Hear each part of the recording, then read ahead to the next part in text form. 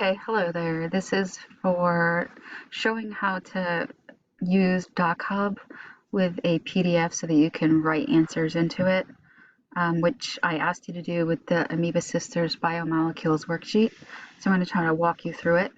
I'm in a public place, so I'm not in my classroom, so I had to wear my mask. So I'm going to open the worksheet.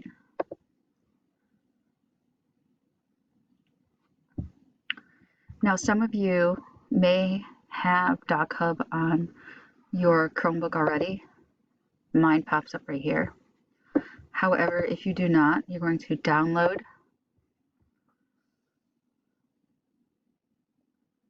and then you can save it. I usually save things to my desktop or downloads, and you can get rid of it later so you save space on your Chromebook. And then I'm going to go to the download. Well, actually, I'm going to just leave it there.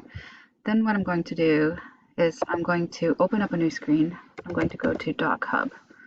And it's dochub.com. Now, I'm already signed in here. If you're not signed in, you would it would ask you to sign in. You're going to sign in with your Google correct email, and you'll see your name pop up like you normally do if you're signing into something from your Chromebook. You'll pick your correct address and then sign in, and it'll open right up for you.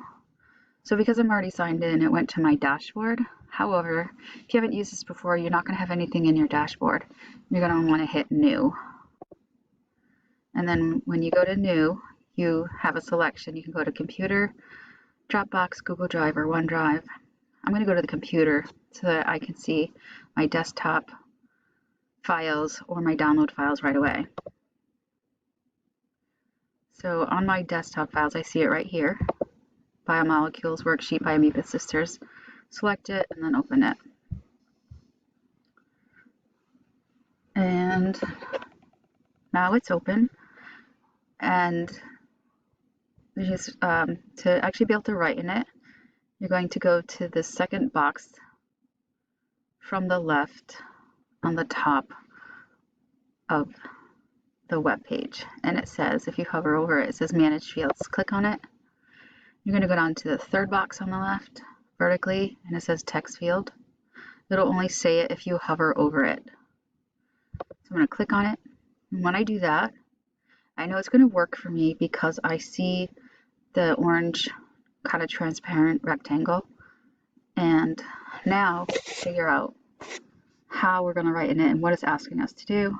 And it says, for each statement, write a C if it applies to carbohydrates, L if it applies to lipids, P if it applies to proteins, or N if it best applies to nucleic acids. So here I'm just going to do the first one. I'm going to click. It's going to let me write. So I'm just going to put a C because carbohydrates are useful for a fast source of energy. And then I would continue to do the rest. I'm going to click up here so I can click off of that box for now. And then I'm going to pretend that we did the entire sheet. However, before I do that, let's scroll down a bit. Down here, some students were like, oh my god, what do I do here? It's actually pretty easy. This is just a graphic organizer. So if you take a look at the sheet, it says, what do carbohydrates make you think of? You can't get this wrong. It's just what they make you think of. Someone says, oh, I've been eating too many carbs. Like, what foods pop into your head, for instance?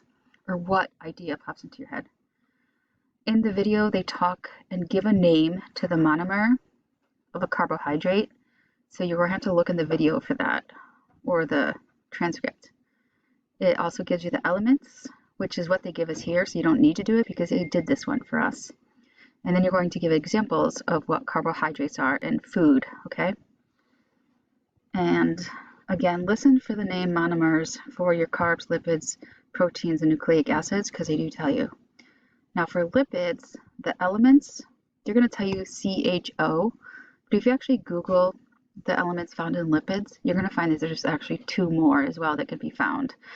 And I recommend doing that just so that all of them don't say CHO, because that's not necessarily accurate. So I hope that makes sense.